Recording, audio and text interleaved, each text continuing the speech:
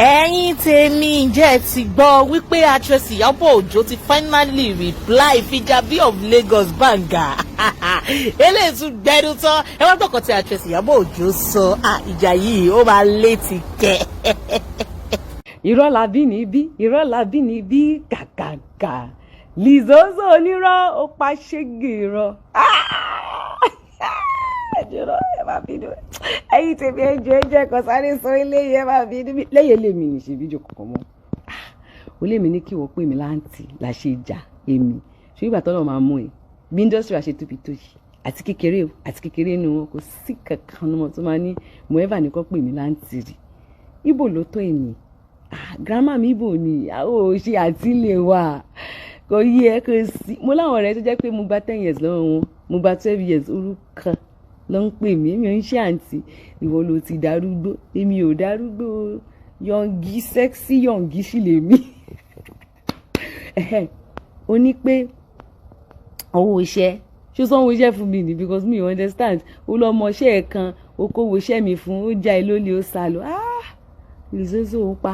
ó ń pa bótòbótò nínú rẹ ó sanwó iṣẹ́ kankan fún mi yes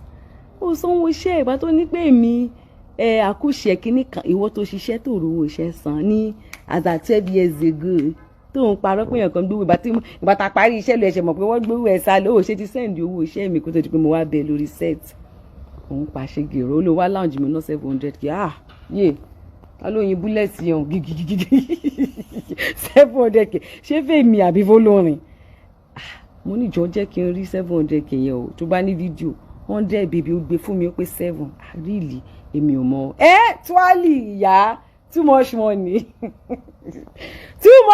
lẹ́yìn ọkọ èmi ò mọ 700k lẹ́yìn how many years ó bá ti sọ fún mi pé 700k tó náà yẹn o owó iṣẹ́ tó ṣe ń gbà mi ò mọ òbí ṣé o tó 700 ní fún mi àjọ bá mi send fídíò yẹn jẹ́ kí n wò ó ná mi ò mọ̀ pé send 700k àti mi wá sí kí ló ní mo wá ẹnu ó sì lè mi mo pè é pé mo fẹ́ wá sí kí ló lóun ṣe ná oyè tó lóun jẹ oyè muslim kan gbà kan ó ní èmi mo pè ó kọ̀ dùn mí pé ẹni tá a jẹ́ olóye kò láìkè wàhálà mi ìbá dárúkọ ẹ̀ ẹ̀yin tẹ́pẹ́ yẹn gan ni yẹn gẹ́gẹ́ ló bẹ̀ mí ó tó ń pè mí báyìí tó ń bẹ̀ mí tó fi aṣọ ránṣẹ́ báwo lèmi fẹ́ mọ̀ pé ó fẹ́ joyè ṣé mi àti ẹjọ́ rẹ̀ ni kí ló kàn mí pẹ̀lú tiẹ̀ tí mo ṣe fẹ́ mọ̀ nǹkan kan tó ń ṣe tó bá invite mi kò yí ẹ tó bá invite mi kí ló kàn bí gbọ́dọ̀ pé mi gan inú mi ti dà jù ṣé kí n lọ ṣùgbọ́n mo kàn tó pé jẹ́ ẹ débẹ̀ ó ní 15,000 mo náà fẹ́ ṣe òun kawé tí mo ná ẹ lórí rí èmi kò rántí iye tí mo náà fún ẹ olórí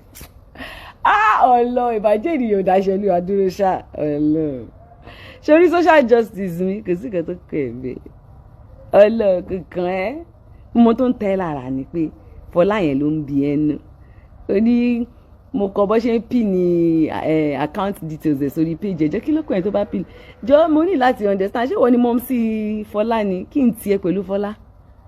ìwọ̀n kí ní tiẹ̀ pẹ̀lú Fọlá tí kò lè pì ní account ẹ̀ sórí ìkíní ẹ̀ tó bá pì ní ewu ń tiẹ̀ ṣé wọ́n làwọn èèyàn tó fún lówó ewu ń tiẹ̀ ń bẹ́ẹ̀ ó rí ẹgbà EFCC lọ kó yá lọ ṣe kéèsì kókó gbọ́ evidence àti account details sẹ́mi àti anybody tí jọ ń pín owó kòsìmọ́ náà ló fẹ́ náà rẹ̀ sọ́n sí pé gbogbo social justice tí mo ṣe o àti ti Fọlá o nítorí o kí ló pe náà donation jọ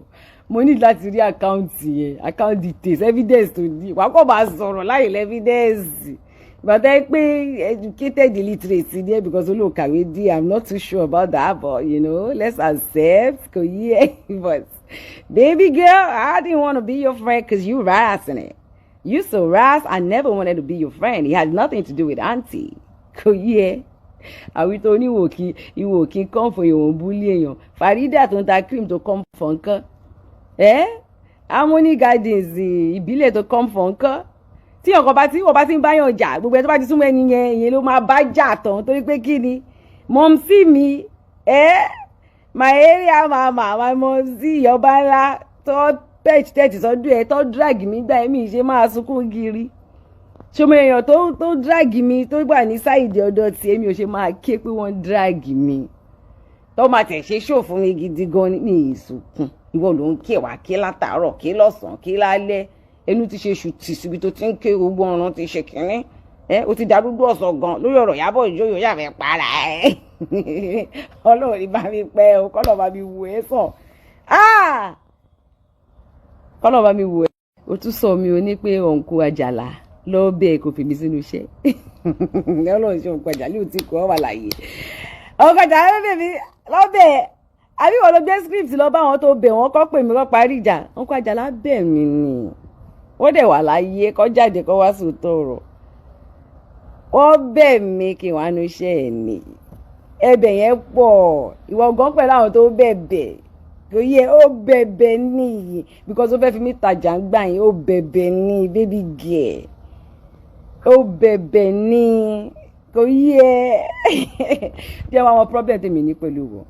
ọmọ problem tèmi ní pẹ̀lú wọn ìyá mi tó bú àwọn ọmọ mi tó bú òun ni problem tèmi ní pẹ̀lú wọn torí bá tèmi ṣe live show tèmi ní ìdárúkọ ẹ̀ mo ṣe fàájì tèmi lọ ni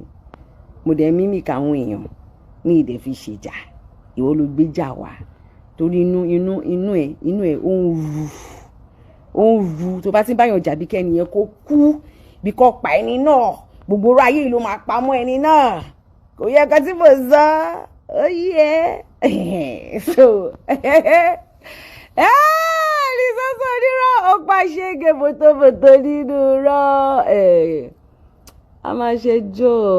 àti EFCC o àti NCCC o àti BBCC o àti OOPPCC o gbogbo ẹ̀ la máa ṣe kò yẹ bẹ́ẹ̀ yẹ gbogbo ẹ̀ la máa ṣe pẹ̀lú rọrùn ara ló ń ta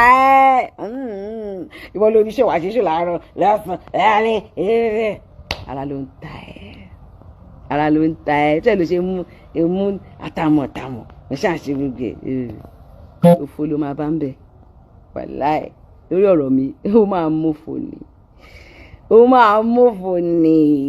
kò yẹ bẹ́ẹ̀ yẹ òfò gidi ló máa mú ọmọ pé wọ́n ló ráyè èmi ò ráyè Facebook mi wà monetize Instagram mi wà monetize TikTok mi wà monetize ìwọ ló ráyè tó máa ṣe show láti àárọ̀ ọ̀sán alẹ́ ọjọ́ kejì ọjọ́ kẹwàá ọjọ́ 20 ọjọ́ 50 ọjọ́ 100 onírọ́ ni ẹ́ àwọn fáǹsì ẹ tó bá ti ń sọ̀rọ̀ kọ́ máa bí ẹ pé show wà ní evidence irọ́ pọ̀ manipulator ni ẹ́ yẹ manipulator irọ́ pọ̀ kò sí kẹ́tọ́ kàn ẹ́ irọ́ pọ̀ irọ́ làbídìbí kàkàkà.